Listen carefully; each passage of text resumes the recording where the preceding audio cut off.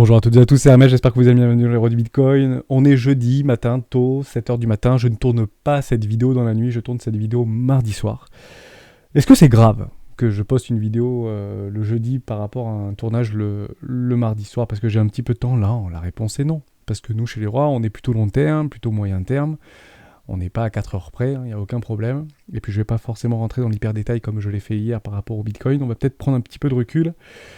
Et je vais essayer de vous donner une petite indication par rapport à un sentiment de marché et à quel moment il va falloir commencer à avoir peur. Parce que là, le marché a déjà peur. On est vers les 55 000, 56 000 $. On est mardi, tout va bien. Les marchés américains ne sont pas encore ouverts. On peut très bien faire des impulsions haussières pour surprendre tout le monde. Mais actuellement, pas de raison d'avoir peur. Je répondrai à plusieurs questions. Je répondrai également à un membre du Discord qui est rentré un petit peu sur les terres sur pas mal de crypto-actifs et qui se sent un petit peu piégé. C'est normal de se sentir piégé. On apprend quelque chose, ou on voit des choses dans les médias, d'un copain, d'un cousin, d'un parenté, et qui nous dit c'est peut-être maintenant qu'il faut rentrer, ça va exploser, ça va exploser. Et puis on regarde dans le rétro et on dit ouais, ce truc a fait 5000%, donc c'est peut-être maintenant ou jamais. Non, vous avez toujours le temps de rentrer sur un marché, et ça me répondra à une deuxième question par rapport à un membre du Discord, à Dal Herve, qui me dit Hermès, elle est bien ta stratégie, mais s'il faut attendre 20 000 $ pour acheter du Bitcoin, on va s'ennuyer un petit peu d'ici là, non? On n'est pas obligé d'attendre que le Bitcoin arrive à 20 000 $, parce qu'en fait, il y a plein de cryptoactifs qui sont dans des zones de rechargement très intéressantes actuellement, et que comme le marché en fait, des cryptoactifs est corrélé et un marché relativement jeune, 10 ans c'est très jeune, il y a une possibilité que si Bitcoin part par le haut, en fait, les altcoins en fait, suivent avec beaucoup plus de puissance et surperforment le Bitcoin. D'accord? Et donc j'essaierai de prendre juste 2-3 petites cryptos en comparaison du Bitcoin pour savoir qui surperforme l'autre. Ça peut être très intéressant. Et je parlerai aussi d'une petite pattern de retournement de tendance qui se passe souvent dans des marchés haussiers, moyen terme, court terme, et qui est probable en termes de statistiques, parce que je sais que les jeunes investisseurs et puis les jeunes traders qui viennent de nous rejoindre sur le marché, sur la chaîne, ils aiment bien les statistiques, ils aiment bien les vagues d'Elliott, ils aiment bien les choses en fait qui sont rationnelles. On en avait parlé dans les 20 premières vidéos d'Héros du Bitcoin, et ben je vais vous partager une petite pattern que je vous ai jamais partagée, peut-être intéressant, qui vous dira ok, là, peut-être raison d'avoir peur, c'est pas compliqué, on en parle tout de suite. Alors, concernant Bitcoin, très rapidement, je vais vous parler tout de suite de cette pattern qui est en fait un breaking wedge, c'est un biseau ascendant de retournement de tendance, d'accord? C'est extrêmement simple, c'est un espèce de biseau d'élargissement. On va prendre plusieurs points, généralement on en prend deux, on a notre premier ici, notre deuxième ici, je vais l'agrandir totalement, d'accord? Je suis en daily, on pourrait se mettre en weekly, mais en daily c'est un peu plus simple. Et on va prendre un deuxième canot par rapport à une précédente structure. Moi, j'aime bien les prendre ici sur des structures de retournement, puisque là, il y avait un double bottom, d'accord, en daily, qui a été annulé par ce M top en daily. Ok? Donc moi, je vais prendre sur la pointe ici de mon M top, qui est assez représentatif d'ailleurs, d'accord? Et je vais aller le chercher là. Pardon. Hop. Un peu l'agrandir. Voilà, comme ça vous le donne. Donc ici, vous voyez, j'ai une espèce de biseau d'élargissement. Ok? Donc, le plus probable, c'est quoi? Et vous savez que sur les rois, moi j'aime bien les confluences. J'adore les confluences. Ça me donne des zones en fait d'achat par rapport à mes crypto-actifs. Donc le plus probable sur ce type de biseau, en fait, on est parti chercher le haut, d'accord, ici. On est parti chercher le bas ici. Mais on est parti aussi chercher le haut ici, qu'on n'a pas réussi à percer. Donc le plus probable, ce serait quoi? Ce serait éventuellement d'aller chercher le bas ici. Et pourquoi pas faire une espèce de structure derrière, de ranger sur cette trendline, et vous savez, chez les rois, on aime bien tracer les trendlines qui nous arrangent. Et bien sûr, c'est pas que chez les rois. Généralement, on trace les choses qui nous arrangent le mieux. Pourquoi pas d'aller le chercher beaucoup plus haut, après derrière, faire une énorme poussée haussière, et à ce moment-là, pourquoi pas faire une structure de retournement et de casser cette pattern de biseau ascendant. D'accord? En réalité, il faut 6 points pour ce type de biseau. Premier point ici, deuxième point ici, troisième point ici, quatrième point ici, le cinquième point bien plus haut, et le sixième point derrière, ça craque. Et si on vient sur ce sixième point clôturer en dessous de ce sixième point, à ce moment-là, il y a 75% de chances que ça parte vers le bas et 25% de chances que ce biseau en fait parte vers le haut. Donc statistiquement parlant, si on voit ce type de choses qu'on réintègre, en réalité, j'ai encore un peu gribouillé, mais c'est intéressant, et je Je suis un peu dans la prédiction, mais c'est intéressant hein, de regarder long terme. C'est pas très très grave. Ça voudra dire quand même deux choses. Si on revient chercher en fait le bas de ce canal, c'est qu'on reviendrait complètement sur des énormes résistances ici. Donc ce biseau est rare, mais quand il se produit, faut faire quand même gaffe. Ok, c'est très intéressant. Pourquoi aussi donc le plus probable, hein, ce serait que ça parte éventuellement vers le haut, qu'on vienne ici travailler là, et qu'on fasse des nouveaux sommets hein, derrière. On ne viendra pas faire notre 6e point ici. D'accord? Donc ça annulera tout simplement cette pattern. Je parle long terme, mais c'est super intéressant. Pourquoi? Parce que si on commence à venir chercher cette ligne-là, cette petite trendline ascendante-là, sans parler de ce biseau, c'est très drôle, parce que ça viendrait exactement dans le trou de mon volume profile à 53 000 ici, $, on est d'accord? Et c'est très drôle aussi, parce que je pense que par rapport à une autre petite trendline qu'on peut tirer entre ce point-là, par rapport à notre précédent M-top, d'accord? Tant qu'on ne vient pas casser en fait cette trendline ici, je vais la mettre en verte, ce sera peut-être plus simple, voilà. On a une trendline ici, qui en fait qu'on peut utiliser comme un momentum, d'accord? Comme une divergence momentum qui est actuellement baissière. Et là, mon momentum, d'accord, il est baissier. Et il faudra venir casser et faire une structure éventuellement derrière mon momentum, pour repartir sur une tendance dite haussière. Pour l'instant, c'est haussier. À court terme, c'est baissier, dynamique baissière, mais à long terme, c'est haussier. Et j'aime bien cette confluence ici, qui me donnerait, en réalité, un point d'appui sur les 53 000 $. Je dis pas, le temps, on s'en fiche. Hein. Là, je suis sur le décembre, mais j'aurais très bien pu le faire un peu plus loin, d'accord? Mais on peut très bien imaginer que ça continue à baisser. Là, on commence vraiment à faire flipper les gens, mais qu'on vienne pas casser ici et qu'on reparte. Par contre, attention, si on vient à travailler en dessous de cette trendline. Et comme ça, je vous le dis en mille. On la trace bien comme il faut. Si on voit le cours commencer à faire ça, et travailler en dessous ici, là, à ce moment-là, on dit « Ok, on peut avoir peur. » On peut avoir peur. D'accord? J'aimerais pas qu'on vienne travailler, qu'on vienne clôturer plusieurs bougies en délit là-dessous. Ça m'embêterait un petit peu, très honnêtement. D'accord? Parce que c'est à peu près ce qui s'était aussi passé il y a quelques mois, juste ici. Je vais prendre cette trendline dans une espèce de biseau ascendant, d'accord? On peut la voir ici. J'ai eu ma grande boucle, comme ici j'ai ma grande boucle, d'accord? Ok? Donc là on avait une très grande boucle, ici on a une jolie boucle. Et derrière je vais le prendre sur mon dernier top, ici, d'accord? Donc j'ai bien mon biseau hein, ascendant. Bon, ce truc-là, on a fait notre premier point. Deuxième point, on n'a même pas pu faire le troisième point, il est déjà parti. Donc ce biseau n'a pas été confirmé. D'accord? Par contre, on est bien venu travailler en dessous de cette trendline. Et on a clôturé une bougie, 2 bougies, 3 bougies en dessous de cette trendline. Et bah, ça a fait mal derrière. Hein, d'accord? Derrière, on a perdu un petit... Pardon, je vais enlever ça.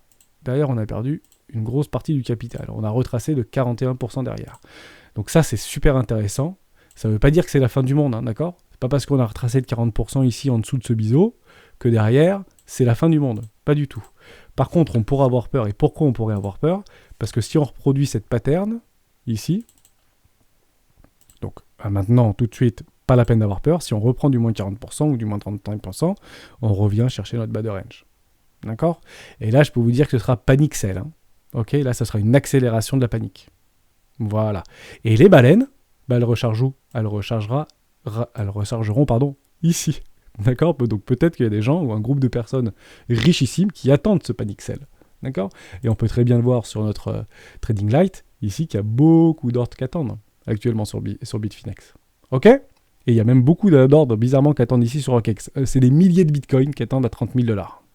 Voilà. Donc petit panic sell, on reviendrait en bas de notre canal, ici. Intéressant. D'accord? Est-ce qu'on ira plus bas? Je pense, très franchement, que si on va beaucoup plus bas, hein, ici, tout le monde verra le bitcoin à zéro. D'accord? Et nos rêves seront anéantis. Et ceux qui ont acheté à 60 000 $, bah, à mon avis, il n'y en aura plus beaucoup, ici.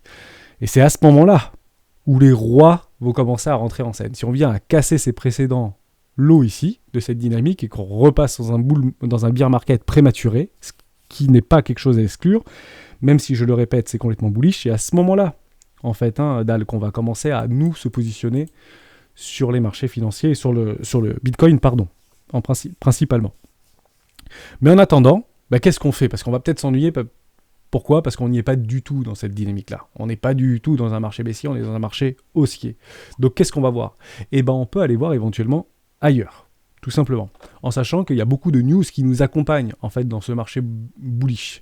Il y a Hillary Clinton il y a quelques jours qui nous a dit, prévient que le Bitcoin pourrait remplacer le dollar et affaiblir le système monétaire mondial. Ok, mais je comprends que tous les hommes et les femmes politiques et les personnalités politiques parlent de ça et ont peur de ça. Pourquoi ? Parce qu'en fait, chez les politiques, le plus simple, le mieux à faire, c'est de rien faire. Voilà. Et c'est très drôle parce que sur les marchés financiers, parfois, quand on prend une position et quand on a peur, la meilleure chose à faire, c'est finalement de rien faire. Ok, donc c'est pas forcément délirant. Je ne vais pas critiquer et rentrer dans l'hyper-détail des personnes politiques, ça ne m'intéresse pas et ça ne me concerne pas. Mais j'ai trouvé très intéressant en relisant derrière le tweet d'Elon Musk qui nous parle de l'inflation, comme quoi c'est une taxe, la plus grosse taxe régressive, alors que beaucoup de personnes dans l'inflation parlent de progressivité. C'est très intéressant. En effet, dans les années 1950, le dollar était à $100, donc un billet de $100 qui valait $100, en 2021, il ne vaut plus que $8,70. Donc on parle de l'inflation. Hillary Clinton parle attention Bitcoin danger, et Elon Musk dit arrêtez avec votre danger, le vrai danger c'est pas le Bitcoin, c'est l'inflation et c'est votre dollar. En sachant que s'il y avait Jack Ma qui tweetait ça en Chine, je pense qu'on ne le verrait plus. Bon, certains milliardaires ont plus de liberté finalement que d'autres, très bien. Donc je trouvais ça intéressant, où les personnalités politiques et les célébrités, entre guillemets, poussent encore le Bitcoin dans le bon sens, et Elon Musk, on a l'habitude de ça. Je l'ai retweeté, j'ai trouvé ça très intéressant. Je reviens tout de suite sur le Bitcoin. Donc à nous les rois, où est-ce qu'on achète ? Malheureusement, le truc peut continuer à monter, parce que c'est très probablement ce qu'il va faire. Pourquoi ? Parce que la tendance est notre ami. Je le répète, on peut être le plus bearish du monde. À ce moment-là, on prend du recul si on a peur, et on dit quelle est la tendance long terme ? En daily, à minimum. La tendance est haussière. Et pourquoi ? Parce que la tendance est notre ami. Point barre. Ok ? On n'est pas besoin de se faire mal à la tête pour savoir qu'est-ce que je fais, où je prends pas. Si je suis trader de tendance, je prends sur des pullbacks dans des zones de 3,82. Tout simplement. Premier arrêt. Parce que je suis un trader de tendance. D'accord ? Je suis un range trader très simple. Je vends le bas. Je vends le haut, j'achète le bas. Je vends le haut, j'achète le bas. J'ai perdu, c'est pas grave. Mais sur 3 fois, j'ai gagné une fois. Très bien. Je suis rentable à long terme. Il n'y a pas de problème. Et si je suis un investisseur long terme, à ce moment-là, encore plus simple, j'achète dans des zones de rechargement, d'achat long terme. Malheureusement, Bitcoin n'y est pas. Par contre, il y en a plein qui y sont. On prend l'exemple de PNT, par exemple. PNT, très intéressant. Je suis rentré, je vous l'avais partagé il y a quelques semaines. Hein, on est super bien sur PNT. C'est un truc, Interop, ok, 40 millions d'MC. Je voulais peut-être pas ça, je voulais peut-être un autre truc. Où est-ce que j'ai mes gris-gris ? Voilà, ils sont là mes gris-gris. Super PNT. D'accord ? J'ai bien aimé ça. Bon, c'est une micro-cap. Est-ce qu'on prend un très grand risque ? Derrière, on réaccumule. On est listé, on se prend une cartouche dans les dents. Ça fait du bien. Derrière, les premiers investisseurs, ils reprennent des profits. On déplace la valeur. Est-ce qu'on vient écraser nos pressions en dollars ? Réponse est non. Derrière, on attend éventuellement des structures. On latéralise. On est dans un triangle de compression ici. Je l'ai très mal tracé, mais vous avez à peu près compris l'idée. D'accord ? Bon, le plus probable, c'est une chance sur deux que ça parte au nord ou que ça parte au sud. Bitcoin nous donnera la direction. Mais techniquement, c'est ici qu'on achète. Hein, c'est pas ici qu'on achète. Et là, actuellement, Bitcoin, il est là, en fait. D'accord ? Quand je vous le montre comme ça, vous dites, oui, effectivement, c'est complètement fou d'acheter ici. Hein, vous dites, mais je peux pas acheter là. Ouais, mais bon, attendez, Bitcoin, il est là. Hein, d'accord ? Donc, on imagine que Bitcoin, il est ici. Donc, pourquoi on n'achèterait pas du PNT, pourquoi on achèterait, du Bitcoin ici, mais pourquoi on n'achèterait pas du PNT ici ? Oui, parce qu'on sait que ça fait ça derrière. Je dis pas que Bitcoin va faire ça. Je dis juste que Bitcoin, j'en achèterai quand il fera ça. Parce qu'il est complètement différent. Voilà, pour répondre à ta question, il y a plein de trucs qui sont super intéressants actuellement sur les altcoins. On parle de Aion, parce qu'on me dit, ouais, Hermès, c'est bien, mais par contre, il y a encore des altcoins qui sont en première classe. Ouais, il y a Aion qui est en première classe. Mais bon, c'est un coin qui est un petit peu mort, d'accord ? On va reprendre en weekly. Moi, je connais pas le fondamental. Je sais que c'est un petit peu délaissé aujourd'hui pour les développeurs. Est-ce que ce truc est complètement mort ? Bon, il est encore sur Binance et il y a encore du volume dessus. Est-ce que peut-être un jour on retrouvera du Aion à $4 ? Qui sait ? Personne ne sait. D'accord ? Mais la technique nous dit qu'il est probable que Aion, un jour, dans un futur plus ou moins proche ou éloigné, qu'il est probable techniquement qu'il revienne chercher les $4. Voilà, venir chercher son premier arrêt. Bon, moi je serai dans Aion. Parce que je suis dans un lion, parce que moi je trouve ça juste incroyable que ce truc qui est complètement mort fasse des doubles bottoms en weekly, dans des énormes doubles bottoms en mensuel, d'accord, qui viennent chercher son pullback, reviennent travailler ses lignes de coût précédentes et qui viennent pas casser plus bas. Expliquez-moi pourquoi Aion ne casse pas plus bas. Si ce truc est mort, pourquoi il casse plus bas ? Tant que ça ne vient pas casser ses précédents lots, ce coin est toujours en vie. Voilà, ça c'est psychologie simple, efficace. On n'a pas le temps, on regarde techniquement, est-ce que ça vient casser ses plus bas ? Non, alors ce truc est en vie, il peut faire des nouveaux sommets, sans problème. Bien évidemment, On n'est pas fou, on prendra un petit take profit sur les 60 centimes de dollars, d'accord, ce qui est déjà énorme, ou là-dedans dans nos premiers arrêts, donc juste ici je pense, entre les 35 et les 45 centimes de dollars, prenez un ordre si vous rentrez dans un rayon, ok. Bon, ce petit triangle de compression, on est en train de voir qu'il est en train de casser par le bas. Pourquoi je voulais vous montrer ça? Parce que c'est super intéressant. Parfois la dynamique interne ne nous donne pas les mêmes informations que la dynamique de prix. D'accord? Je rappelle que les indicateurs techniques ne sont que des billets psychologiques supplémentaires. Si on essaie de tracer un espèce de triangle ici, moi j'aime bien prendre les clôtures de bougies, donc on va les prendre ces clôtures de bougies, juste là, voilà, un truc comme ça. Ok, on a un espèce ici de triangle de compression, hein. On le voit bien. On va prendre les clôtures, voilà, on le trace un peu proprement, d'accord? Bon, on a vu, c'est peut-être pas très visible pour vous, mais j'ai un grand écran, je vais essayer de le zoomer au maximum, voilà. On va sur ce triangle de contraction qu'on a cassé et clôturé par le bas. Ok? Donc le plus probable, malheureusement, tant qu'on ne vient pas casser le premier arrêt, en effet, c'est que Aion fasse un nouveau plus bas. Pourquoi? Parce que notre premier arrêt qui est ici, que j'ai mis en violet, n'a pas été cassé. Donc tant qu'on ne vient pas structurer une vraie retournement de tendance long terme, même si pour moi ici c'est un V-top, et les V-top sont menés à être retestés. C'est pour ça que j'ai investi aussi dans Aion. Donc on ne vient pas casser ici le premier arrêt, qu'on ne vient pas casser le premier arrêt, le plus probable c'est de faire un nouveau plus bas. Bon, chez les rois, on a tendance à investir là où personne ne veut investir. Voilà, parce que les signaux, on les a pas. Par contre, en weekly, moi j'ai eu un signal qui m'a conforté dans mon idée. Ce signal, il est ici sur mon MACD. Et ben, on le prend en 1000, mais j'ai bien une magnifique structure ici, en double bottom, qui vient d'être confirmée. Juste là. D'accord? On a bien clôturé, il y a 2 semaines, juste ici. Voilà. Donc pour moi, ici, la dynamique interne, long terme sur Aion, est devenue bullish. Or, sur le prix, on voit qu'on commence encore à m'appuyer fort sur la tête. Je suis sous l'eau et je reprends la tasse. Bon, est-ce que c'est grave? Non. Je suis sorti ici, sur mon William, de mon enfoncement de survente. On est repassé dans la neutralité. Est-ce que c'est pas possible qu'ici on continue à RNG et derrière on va chercher des surachats et on sera déjà dans la lune sur Aion? Je ne sais pas.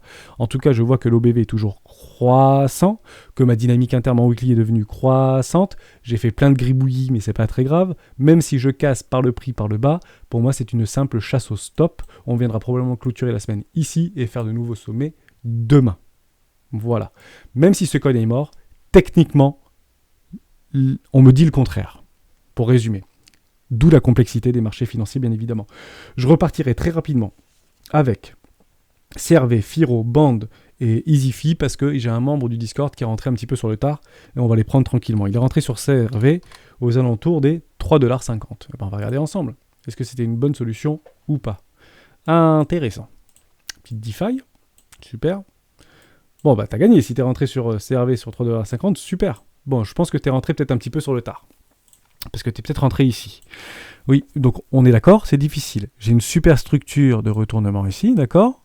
On est listé sur Binance, c'est génial. Super, listé sur Binance, boum, on prend ça dans les dents. On va aller sur CoinMarketCap parce que comme ça on aura un petit peu l'historique. Ok, c'est quand même marrant quand c'est listé sur des gros exchanges bien liquides, le machin il se prend un coup derrière la tête. Bon, super. Alors peut-être que ce truc ou peut-être qu'il a été listé depuis le début, c'est un nouveau coin. Bon bah c'est super, il est listé, le truc qui fait moins 90%. Intéressant, CRV. Super. Je ne savais pas, donc il se fait arracher au premier coup. On commence à structurer en fait des super structures en W Weekly et W Monthly.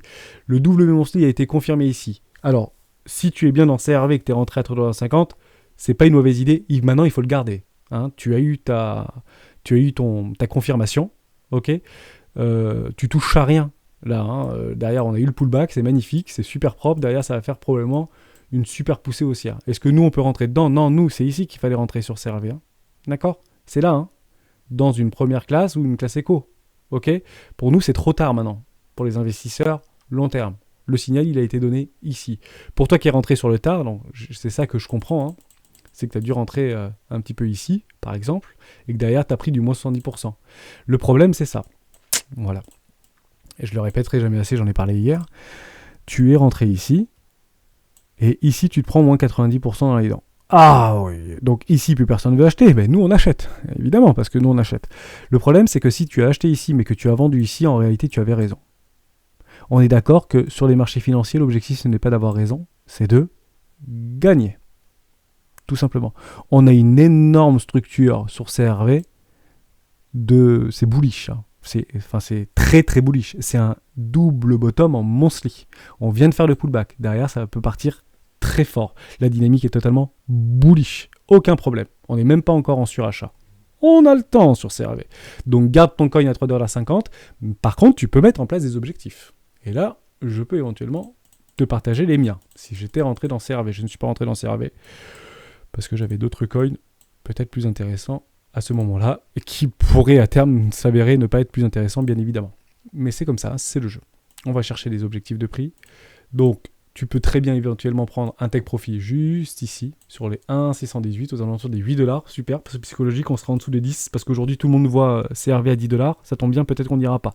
Donc, prends des profits. Moi, je dis ce que je ferais si j'étais rentré même à 3,50$ ici. Je prends bien sûr des profits au minimum au 1,618. Je m'en fiche du montant, hein, donc ce serait un petit peu en dessous des 8$. Voilà. Je prendrais à 7,95 par exemple. Après derrière, je reprendrai des profits ici et je reprendrai massivement des profits sur les 3,618 à 16$ en dessous des 20$. Intéressant. Voilà. Après, ce truc peut très bien partir dans la lune. Donc ici, je prends 50% de ma position ou au minimum le montant de ma position initiale.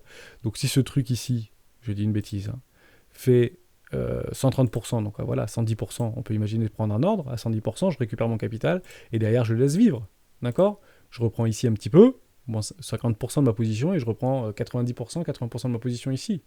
Et puis après, je laisse, je vais dire une bêtise, si j'avais mis 1000 € au début, je viens de gagner 3000 balles, je laisse 500 balles, et je le laisse monter à 1000$ s'il veut partir à 1000$ CRV, qu'est-ce que j'en sais? D'accord? Où est-ce que je rachèterai du CRV derrière? C'est très simple, lorsqu'il me fera ma magnifique structure, de retournement long terme. Ok, et j'irai le rechercher ici, moi, CRV. Donc, tous tes bénéfices que tu as mis là, parce que toi, tu sais que CRV, ça a peut-être de l'avenir, parce que tu as fouillé dans le fondamental, tu as regardé toutes les vidéos possibles imaginables sur CRV, tu sais que c'est l'avenir, prends tes profits et rachète ici. Alors, tout simplement, sur des jolies structures en zone de rechargement. D'achat. Firo, tu es rentré à 10$. Moi, je suis dans Firo, j'adore Firo. J'en avais déjà parlé dans une vidéo précédente. Génial, Firo. Je ne sais plus trop ce que c'est, mais je sais pas. Dans le fondamental, je trouve ça génial, parce que je crois que c'est génial. Voilà, je suis rentré, je suis même rentré 2 fois, j'ai même lissé mon investissement. Donc toi, tu es rentré sur les 10$. Alors, est-ce que peut-être que tu es rentré sur ce gros pic là, ici? Malheureusement, ouais, est-ce qu'on prend des profits? Peut-être que toi, tu n'as pas dû vendre. Et malheureusement, beaucoup le font. Moi, le premier, moi j'étais rentré sur Zilliqa, etc. à l'époque. On s'est pris le crack Covid. J'en ai vendu un petit peu de mes Zilliqa, d'accord, sur le crack Covid et mes BNB. Regardez la première vidéo des rois du Bitcoin. Petit billet psychologique de plus sur BNB où j'en avais acheté à 6$ et j'ai vendu 90% de ma position à perte. Je vous explique pourquoi dans la première vidéo de la stratégie des 4 rois de cette chaîne YouTube. Ouais, donc t'as pas vendu là, basta. Est-ce que tu avais eu tes 110% si tu étais rentré un peu sur le tard? Oui, tu aurais eu méché. Dommage, tu aurais eu une position gratuite et tu aurais pu racheter ici sur des magnifiques structures. La structure sur Firo a été donnée, je l'avais rappelé dans une précédente vidéo. Juste ici, pour moi, ouais, vous voyez qu'on a clôturé sur cette ligne de coup ici, dans le bleu. Super. Donc pour moi, cette énorme W mensuelle a été confirmée. On peut revenir en bas. Pour moi, la valeur est déplacée. Là, on est en train de chasser les derniers millionnaires là, qui rentrent un peu sur le tard. On les chasse. Donc, dernière entrée, première sortie. D'ailleurs, je pense que Firo ira chercher sans problème mes 18$. Donc, patience. Band, j'en parlerai pas. EasyFi, ouais, je parle d'EasyFi. EasyFi, c'est peut-être intéressant. EasyFi. Je crois que je l'ai même pas. Si. Non, je l'aurai pas sur USD. Je sais plus comment ça s'appelle. EasyFi, c'est quoi? Et je finirai là-dessus. C'est très très intéressant. Easy. C'est pas comme ça qu'on écrit Easy. Easy. Avec un Y, c'est mieux peut-être. Voilà, EasyFi EZ. Ah oui, c'est EZ. Bon. Ultra microcap. Très intéressant. C'est tout petit. Pas de problème. Peut-être que tu as quelqu'un qui travaille là-bas, etc. Est-ce que tu es arrivé un petit peu sur les 28$, 20$? Aujourd'hui, c'est un peu craché à 3$. Qu'est-ce qu'on fait sur EasyFi? Malheureusement, quand on arrive un peu sur le tard, on attend. Néanmoins, c'est ici qu'il faut acheter en fait sur EasyFi. C'est ça le problème. en fait. C'est qu'on ne peut pas acheter dans la montée, d'accord? Ça craque, bah on attend. Pourquoi? Parce qu'il est probable que ce truc, s'il ne vient pas casser ses prix en haut, fasse de nouveau sommet. Voilà. Et le problème, c'était quoi? C'était EZ. C'est ça, hein? Easify EZ. Est-ce que je l'ai ou pas là-dessus? EZ. USD. Bah, oh, sur Binance en plus. Super. Ben voilà, super. Alors, voilà, magnifique. Je le dis pas assez souvent. Vous achetez du Easify. Peut-être ici, ou peut-être dans la montée, parce que vous voyez que ça part sur plein d'exchanges, etc. C'est listé sur Binance, donc je vois $30, et derrière Binance, c'est là, hein. Derrière $24. Bonjour, merci les baleines. Boah, le truc, il éclate en parterre. Voilà ce qui se passe quand vous achetez des coins, et quand on achète des coins, c'est pour ça que j'aime pas du tout ça, moi. D'accord? Par contre, là, ça devient super intéressant pour moi, Easify, pour le coup. Quand c'est listé sur Binance, le truc, il perd 90%. Voilà. Bonjour, la vaccination. Donc les anciens qui étaient rentrés là, qui ont cru et qui ont dit super, ça va être listé sur Binance. In the moon, ouais, c'est buy the rumor, sell the news, oui. C'est plutôt ça un peu l'idée, hein. C'est que quand les baleines ont vu ça arriver sur Binance, et ben elles ont déchargé les bagues, tout simplement. Et le truc, il a complètement craché. Ce qui est intéressant, c'est que ça commence à latéraliser. Hein, et là, j'ai l'impression que c'est assez sympa ce qui se passe. Je suis en weekly, je vais passer en daily. Non, c'est intéressant là. Là, pour les investisseurs qui partageaient Easify sur le Discord, voir s'il y a un petit peu de fondamental derrière. Non, mais intéressant maintenant pour nous, en fait. Hein, c'est intéressant pour nous. On est vachement en survente ici. On a des divergences potentielles qui sont en train de se structurer juste ici sur notre MACD. D'accord? C'est super intéressant. On voit que ça baisse, mais ici, on voit que ça monte. Hein, on est d'accord, hein? Ah, intéressant. C'est typiquement le genre de truc qu'on peut acheter. Ok, donc les plus patients attendront une jolie structure. D'accord? Peut-être en mensuel ici, qui viendrait clôturer. Mais est-ce que c'est grave d'acheter à $8 ici alors que le truc est monté jusqu'à $30 quand il a été listé sur Binance? Non. Easify, je le note. J'ai regardé le fondamental, mais c'est possible que j'y mette une pièce. Malheureusement, si toi t'es rentré à $30 ou si t'es rentré à $20, qu'est-ce que tu peux faire? Eh ben, tu ne fais rien. Tu ne fais rien. Tu peux rien faire, malheureusement. Et si jamais tu as investi, tu t'es surexposé sur ce type de coin, bah malheureusement, si c'est trop grave pour toi, eh bah coupe avant qu'il soit trop tard. Parce que est-ce que ce truc peut partir dans les abysses? La réponse est oui, ce truc peut partir dans les abysses. Attention, on le répétera jamais assez et on est unanime aujourd'hui sur Internet, on investit uniquement ce qu'on est capable de perdre. D'accord? C'est pour ça que moi et un mec, j'investis des petites sommes d'argent tous les mois. Tout simplement. Aujourd'hui, ça fait beaucoup d'argent. Mais tous les mois, ça fait pas beaucoup d'argent.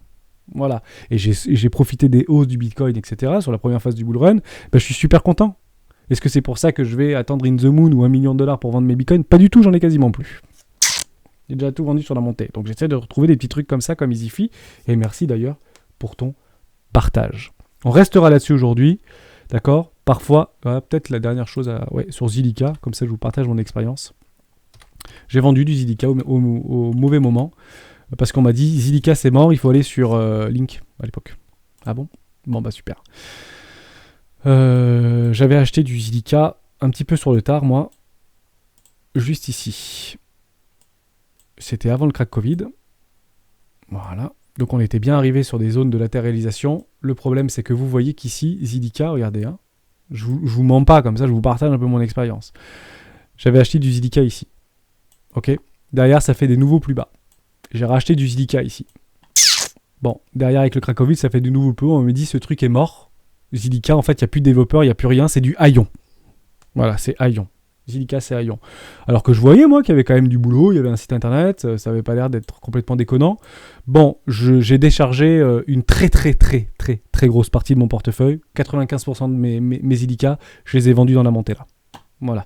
Est-ce que j'ai perdu de l'argent? Non. J'ai gagné un peu d'argent. J'ai même doublé mon capital d'investissement sur Zilliqa, au début. Par contre, est-ce que si j'avais suivi la stratégie des 4 €, est-ce que j'aurais pas été un peu plus bénéfique? Bon, voilà. Voilà. Hein, on va pas se mentir. Hein. Donc j'avais acheté de l'Aion ici. Moi, j'ai 10 000%, ça aurait été peut-être sympa quand même. De lisser mes ventes sur la montée. Donc, moralité, parfois, la meilleure chose à faire quand on est rentré un peu tard, c'est de rien faire. Merci à toutes et à tous d'avoir suivi cette vidéo jusqu'au bout. On se retrouve demain dans une vidéo des Rois du Bitcoin. Ciao!